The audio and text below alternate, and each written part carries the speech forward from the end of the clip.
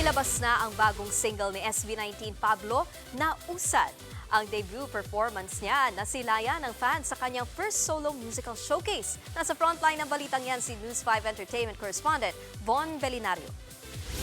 Intimate at punong-puno ng puso ang solo musical showcase ni SB19 Pablo na The Middle, a Prelude Show sa Quezon City.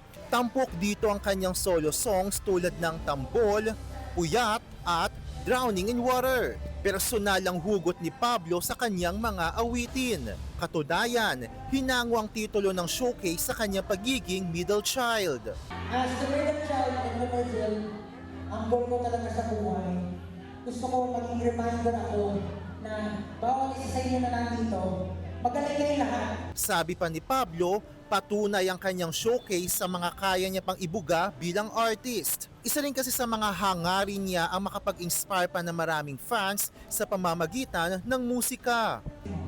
Dapat paalalahanan ko ng sarili.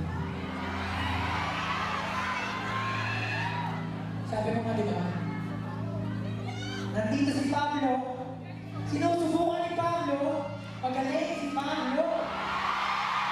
Highlight ng showcase ang bago niyang single na Usad. Ang R&B/gospel anthem ay tungkol sa muling pagbangon, pag-asa at pag-usad sa buhay sa sarili mong direksyon.